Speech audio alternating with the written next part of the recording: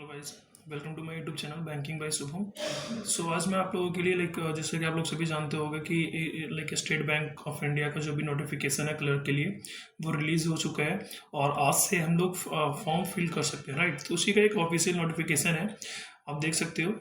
ये official site से ही मैंने निकाला है। थोड़ा सा जो भी जो भी चीज़ें इंपॉर्टेंट चीज़ें हैं जो कि न्यू स्टूडेंट्स होंगे जो फर्स्ट टाइम फॉर्म को फिल कर रहे होंगे, तो उनके लिए मैं थोड़ी सी वीडियो बना के लेके आया हूँ ताकि उनके लिए ये चीज़ें यूज़फुल हो और वो सही तरीके से अपनी जो भी फॉर्म वगैरह फिल करेंगे तो उसमें कोई मिस्टेक ना करें।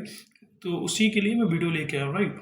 सो लेट्स सी, देखते हैं क्या। जैसे कि आप लोग देख सकते हो, state bank of India recruitment for the junior associates, जो क्लर्क का पोस्ट होता है उसके लिए वैकेंसीज निकली हैं, राइट। सो जो online registration of the application and payment of the fees कब से कब तक का है मैं आपको बता देता हूँ कि ये जो एक मिनट, ठीक है। ये आप देख सकते हो कि 6 अगस्त से लेके एंड 26 अगस्त तक आप फॉर्म को फिल कर सकते हो, पेमेंट वगैरह कर सकते हो, राइट। देन उसके बाद अगर आप देखो तो ये चीज़ें आप पढ़ सकते हो कि भाई इन्होंने इनवाइट करा है कि अपने जो भी SBI क्लर्क के पोस्ट के लिए वैकेंसीज हैं, टोटल वैकेंसीज जो है वो चीज़ आप देख सकते हो। और ये जो वैकेंसीज इंक्लूड करके दिया है इन्होंने, वैकेंसीज जो दिया है स्टेट वाइज दिया है, राइट। सो अपने स्टेट के हिसाब से आप चीज़ों को देख सकते हो कि कौन से स्टेट में कौन से कैटेगरी में कितनी वैकेंसीज आएंगी, राइट। सो मैं यूपी से हूँ, तो मैं जैसे मैं यूपी में रहता हूँ, राइट। तो मैं यूपी का बताता हूँ कि यूपी में जो चीज़ें हैं वो कितनी वैकेंसीज आई हैं। तो आप देख सकते हो ये यूपी का, राइट। ये देखो, ये रहा यूपी का, उत्तर प्रदेश का है, ठीक है। इसमें जो टोटल वैकेंसीज है वो 514 है। एंड अब अगर आप उसके हिसाब से देखोगे कैटेगरी वाइज में देखोगे तो जनरल वालों के लिए 213 है। एंड उस हिसाब से आप कैटेगरीज देख सकते हो, राइट। देन उसके बाद अगर मैं आपको बताऊं कि किस तरीके से चीज़ें हुई है, तो ये आप देख सकते हो यहाँ पे अलग अलग स्टेट से अलग अलग लैंग्वेज के हिसाब से ऐसा होता है ना कि अगर हम जिस स्टेट से फॉर्म फिल करते हैं, राइट, तो उसकी जो लोकल लैंग्वेज है हमें आना चाहिए। क्योंकि इसमें क्या 3 प्रोसेस होते हैं। प्री का पेपर होता है, फिर उसके बाद अगर प्री आपने क्वालिफाई कर लिया तो मेंस में आपको मौका दिया जाएगा। देन उसके बाद अगर आपने मेंस क्वालिफाई कर लिया तो देन उस चीज़ के लिए फिर आपको एक लैंग्वेज प्रोफिशिएंसी टेस्ट होता है, उसमें आपको LFT जो होता है वो आपको क्वालिफाई करना पड़ेगा। देन उसके बाद ही आपकी ज्वाइनिंग होगी, राइट। सो अगर, क्योंकि बहुत सारे बच्चे ऐसे होते हैं कट ऑफ के हिसाब से, जिस स्टेट में कट ऑफ कम जाता है उस स्टेट को लेकर फॉर्म भर देते हैं। हालांकि अगर उनको लैंग्वेज नहीं आता, जैसे मान के चलो उड़ीसा हो गया, असम हो गया, तो इनमें जो रीजनल लैंग्वेज है वो आना चाहिए, वो मैंडेटरी है। महाराष्ट्र की बात करें तो महाराष्ट्र में मराठी आना चाहिए। सो ये चीज़ थोड़ी सी हैं जो कि लास्ट में जो सब चीज़ आपको क्लियर हो जाएगा, प्री हो जाएगा, मेंस हो जाएगा, बट लास्ट में जो LPT होता है उसमें आप डिस्क्वालीफाई हो जाओगे, तो कोई फायदा है नहीं। जहां से आप बिलोंग करते हो वहां से आप फॉर्म को फिल करें ताकि चीज़ें आगे जाके सही हो। और अगर कट ऑफ की बात रही तो मेहनत करोगे तो चीज़ें निकलती है। लास्ट ईयर की बात करूँ तो लास्ट ईयर मैंने SBI क्लर्क में मैंने खुद दिया था। सो उसमें क्या हुआ था, मेरा प्री में कट ऑफ से बहुत अच्छे मार्क्स मेरे आ गए थे, लेकिन मेंस में क्या हुआ था, सारा सेक्शन स्ट्रिक गया था। बट जो लास्ट ईयर जो सेकंड शिफ्ट का पेपर हुआ था, आप लोगों ने सुना होगा, मैंने अपने यूट्यूब चैनल पे भी मैंने उसका सेल्फ गिवन एनालिसिस डाला है। उसमें जो GS के क्वेश्चंस थे बहुत आउट ऑफ द बॉक्स आ गया था, एंड जो रीजनिंग के क्वेश्चंस थे बहुत ज़्यादा डिफिकल्ट, मॉडरेट टू डिफिकल्ट आया था। हम ईजी टू मॉडरेट तो बोलेंगे ही नहीं। तो मेरी रीजनिंग की वजह से और GS में जो आउट ऑफ द बॉक्स चीज़ें आई थी फर्स्ट शिफ्ट के कंपेरिजन में बहुत ज़्यादा चीज़ें अलग आई थी। सो जिसकी वजह से मेरा नहीं हुआ था। बट इस बार जो भी है, जैसे भी ये एक्सपीरियंस होता है तो चीज़ें सही होती हैं, ठीक है। तो इस बार मैंने थोड़ा रीजनिंग पे फोकस करा है एंड GS पे। देखो GS तो ऐसा है, GS हम पढ़ते हैं, डेली पढ़ते हैं, बट पेपर में क्या होता नहीं होता वो सब स्टूडेंट रिलेट कर सकते हैं कि किस तरीके से चीज़ें उसमें होता है, राइट। देन आप देख सकते हैं कि जो भी, देखो मैं इस वीडियो को ज़्यादा लेंथी तो नहीं बनाऊंगा, बट हाँ जो इंपॉर्टेंट चीज़ें हैं वो लेके जाऊंगा जो कि चीज़ें फ्रूटफुल हो। तो ये सब देख सकते हो आप कि ये वैकेंसीज आई हैं। इंपॉर्टेंट नोट्स इसमें आप देख सकते हो किस कैटेगरी के हिसाब से है।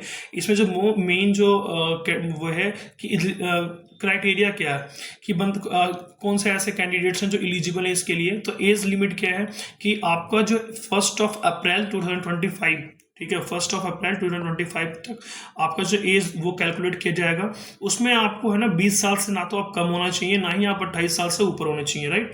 And candidates must have been born not earlier than 2 April 1997, ठीक है। तो आप 1997 2 अप्रैल 1997 से पहले आपका जन्म ना हो तो आप एलिजिबल हो, एंड नॉट लेटर 1 अप्रैल 2005 के बाद जो जन्म लिए वो इसके लिए एलिजिबल नहीं है, राइट।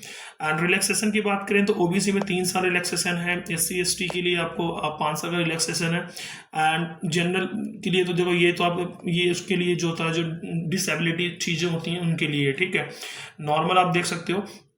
फिर उसके बाद आप देख सकते हैं सेकंड में क्या है यहाँ पर, ये आप इसेंशियल क्वालिफिकेशन क्या होगा, एकेडमिक क्वालिफिकेशन क्या चाहिए, तो उसके लिए जो है वो है आपका इसेंशियल एकेडमिक क्वालिफिकेशन जो है आपकी जो कैलकुलेट की जाएगी वो 31 दिसंबर 2025 तक की जाएगी, राइट।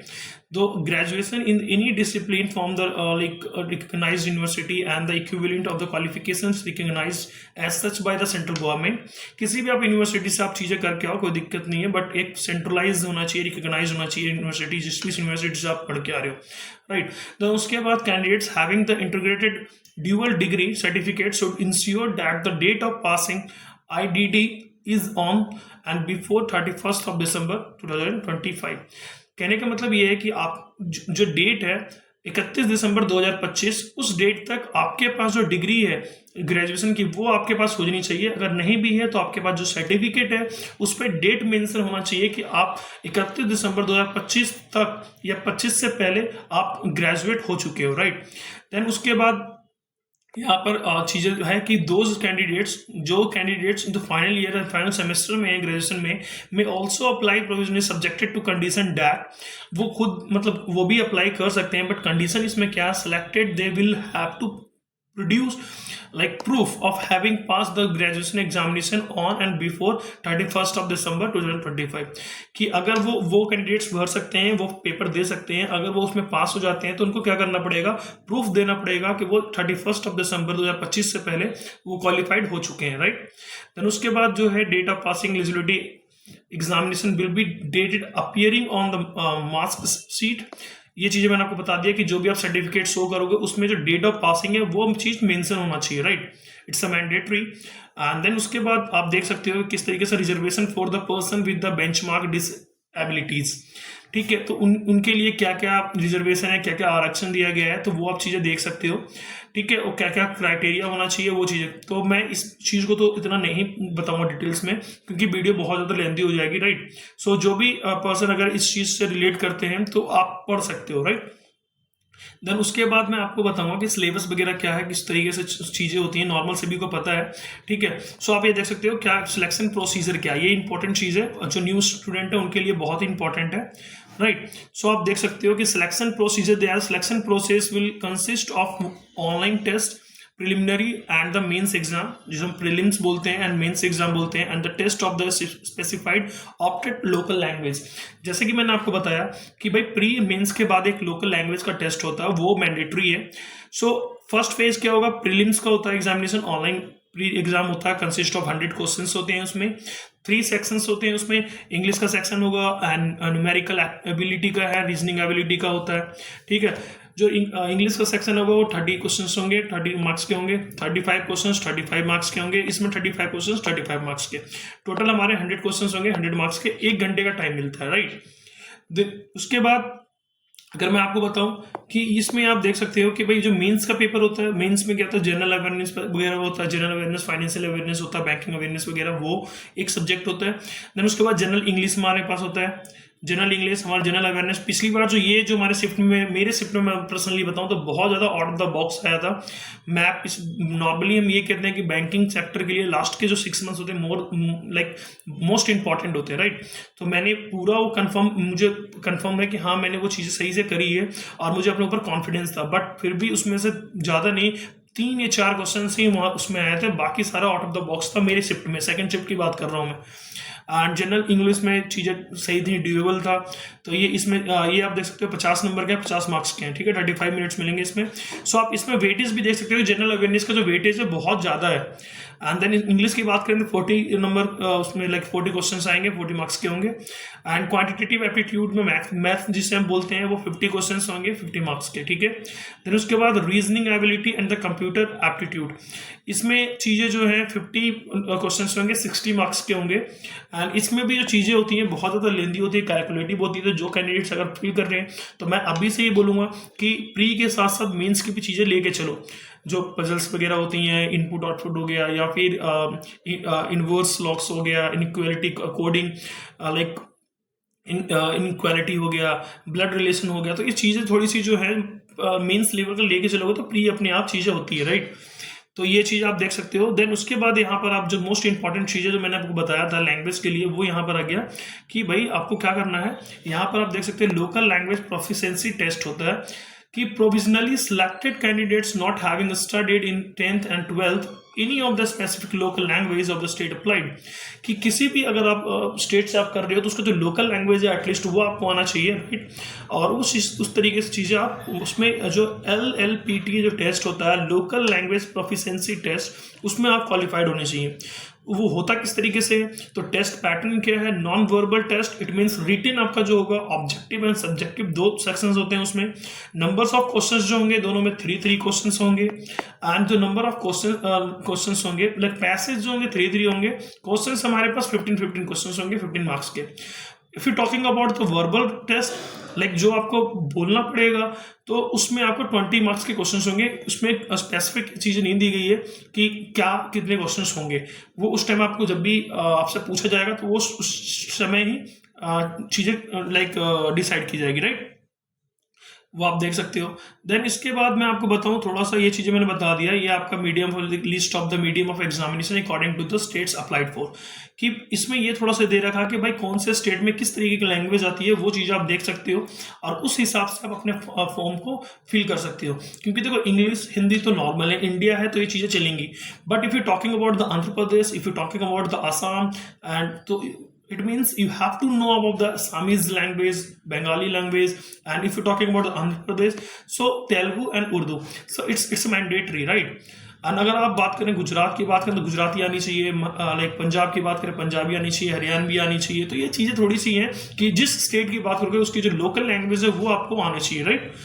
तो उसके बाद मैं आपको बताऊँ, ये आप देख सकते हो कि किस तरीके से चीज़ें होंगी। ये आप फाइनल सिलेक्शन से ये जो है कि कैंडिडेट्स जितने भी आए कितने प्रकार के हैं, कॉल लेटर वगैरह क्या होता है, कॉल लेटर जो हमारे एडमिट कार्ड होते हैं कब रिलीज़ की जाएगी, कब उसमें आ जाएगा, वो चीज़ें होती हैं at the time of examination. वो सब क्या क्या लेके जाना चाहिए वो आप पढ़ सकते हो, या जो भी आपका कॉल लेटर आता है उस पर भी आपको लिखा रहता है कि क्या क्या चीज़ें लाइक मैंडेटरी है उसके लिए एग्जामिनेशन सेंटर के लिए, राइट। देन उसके बाद अगर मैं पे स्केल की बात करूँ तो भाई इसमें पे स्केल क्या होता है, इसमें आप देख सकते हो कि जो पे स्केल स्टार्टिंग जो इसमें होती है पे स्केल जो है 24,050 रुपीज़ से लेके, ये वेरिएशन है यहाँ से यहाँ तक, ठीक है। अपने अपने चीज़ें साल के ऊपर से जो इंक्रीमेंट होती है उस हिसाब से है। जो स्टार्टिंग बेसिक्स पे होती है 26,730 रुपये का होता है, 24,050 रुपये का प्लस 2 एडवांस इंक्रीमेंट होता है, उसको मिला के 26,730 रुपये का होता है, राइट। देन उसके बाद इसमें इन्वॉल्वमेंट होता है starting from the involvement of the clerical trade employees payable the metro like Mumbai will be around 46,000। तो इसमें स्टेट के हिसाब से भी या सिटी के हिसाब से भी चीज़ें की जाती है। अगर मुंबई की बात करें तो 4600 रुपये आपका पर मंथ का होता है। एंड देन उसके बाद अगर बात करें उसमें इंक्लूड्स होता है डीए होता है, अदर अलाउंसेस वगैरह होती हैं करंट रेट्स के हिसाब से, and to additionally increment for the newly recruited graduate junior associates उसके हिसाब से, ठीक है। देन उसके बाद अगर मैं बात करूं कि किस तरीके से चीज़ें होती हैं, अब फीस की बात करूं कि जो मोस्ट इंपॉर्टेंट थिंग है कि आप जो एप्लीकेशन आप फिल करना चाहते हैं तो उसके जो चार्जेस होंगे वो आपके SC ST जो हो गए या फिर जो फिजिकल डिसेबिलिटी है उनके लिए क्या है वो नील है, 0 रुपीज़ है, वो फिल कर सकते हैं। Then if you talking about the general OBC and EWS उनके लिए 750 रुपये का चार्ज है जो उनको पे करना पड़ेगा अगर वो फॉर्म को फिल करना चाहते हैं तो, राइट। और अप्लाई करने के लिए मैं एक दूसरी वीडियो बना दूंगा क्योंकि इसमें थोड़ा सा ये चीज़ें लिखी हुई है थ्योरेटिकल बेसिस पे, मैं आपको प्रैक्टिकल बेसिस पे कर दूंगा किस तरीके से आप चीज़ों को अप्लाई कर सकते हो, किस तरीके से कौन सी साइट पे जाते हो, कहाँ पे क्लिक करने से क्या चीज़ें होगी, किस तरीके से फोटो आपको अपलोड करना है, डिक्लेरेशन वगैरह करना है, थम प्रिंट जो होता है थम इम्प्रेशन वो किस तरीके से आपको अपलोड करना, वो चीज़ें मैं एक छोटी सी वीडियो बना दूंगा, राइट। बट इफ यू इसमें थोड़ा सा ये चीज़ें इंपॉर्टेंट है क्योंकि जो गाइडलाइंस है, गाइडलाइंस जो है उसको लेके कि guidelines for the filling online application कि जो कैंडिडेट्स को होगा फर्स्ट स्कैन करना होगा, लेफ्ट हैंड थंब इम्प्रेशन होगा, hand writing hand written declaration होगा, डिक्लेरेशन का फॉर्मेट ये है, कोई बच्चा जो भी है जो फर्स्ट टाइम भर रहा है तो वो उसे ज़्यादा दिक्कत नहीं होगी खोजने में, वो यहाँ पर जाके आप चीज़ें कर सकते हो। यहाँ पर आप देख सकते हो I dash name of the candidates, date of birth, hereby declare that all the information submitted by me in the application form is correct, true and valid. I will present the supporting documents as and when required. The signature, photographs and the left thumb impression is of mine. इसमें ये declare कर रहा है कि जितने भी information मैंने दी है वो सारी चीज़ें करेक्ट हैं, उससे रिलेटेड जो भी वैलिड डॉक्यूमेंट्स होगा मैं सबमिट करूंगा, प्रेजेंट करूंगा। इन केस कुछ होता भी है तो उसके लिए मैं जिम्मेदार हूँ। डिक्लेरेशन इस चीज़ के लिए होती है, राइट। फिर उसके बाद इसमें ये भी है कि signature, photographs and thumb impression जो है मेरे हैं, ठीक है। देन उसके बाद मैं आपको बताऊं कि इसमें चीज़ें किस तरीके से फॉर्म फिल की जाती है वो आप देख सकते हो। देन इसके बाद ये चीज़ें नॉर्मल से ये है कि सेंटर भी आप देख सकते हो कि tentative list of the centres of the prelims examination and mains examination. इसमें क्या है कि स्टेट वाइज किस स्टेट से आप बिलोंग करते हो आप सेंटर्स देख सकते हो। फॉर्म फिल करते टाइम आपको दिक्कत नहीं होगी। अगर ये चीज़ें थोड़ी सी आपको लेकिन नॉलेज में होगी ना, तो आप जिस भी स्टेट से आप कर रहे हो तो आपको पता होगा कि हाँ भाई मेरे स्टेट में ये सेंटर है तो यहाँ जाएगा। जैसे अगर मैं बात करूँ, मैं गाजियाबाद से हूँ, तो गाजियाबाद में जो सेंटर जाता है वो थोड़ा मेरे घर से थोड़ा दूर जाता है, but I am talking about the Noida, मेरे घर से नोएडा भी पास में है, तो नोएडा का जो सेंटर है मेरे घर के जस्ट बिल्कुल पास में है, लाइक 6 to 7 किलोमीटर्स। सो वो मेरे लिए ज़्यादा प्रेफरेबल होता है, ठीक है। सो वो चीज़ देख सकते हो। और यहाँ पर देख सकते हो उत्तर प्रदेश में कितने सारे हैं। मैं एक स्टेट की बता रहा हूँ, बाकी आप अपने अपने स्टेट्स के हिसाब से आप चीज़ें देख सकते हो। उत्तर प्रदेश की बात करें तो आगरा में है, अलीगढ़ में है, बरेली में है, फैजाबाद में है, गाजियाबाद में हो गया, गोरखपुर हो गया, Jhansi, Kanpur, Lucknow, Mathura, Meerut and Moradabad, Muzaffarnagar, Noida, greater Noida and Prayagraj, Allahabad and Varanasi, इन जगहों पर सेंटर्स हैं। सो आप ये देख सकते हो।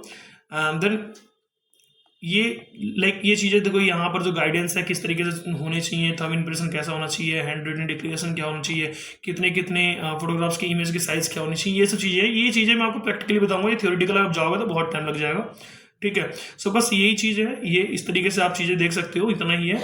सो जो भी कैंडिडेट्स अगर फॉर्म को फिल करना चाहता है तो उसके मेरे हिसाब से फर्स्ट टाइम अगर आप फॉर्म फिल कर रहे हो या फिर जो भी कैंडिडेट्स अगर फॉर्म फिल कर रहा है तो उसको एक बार जो भी नोटिफिकेशन आया है ऑफिशियल साइट पे वो आपको देखना चाहिए।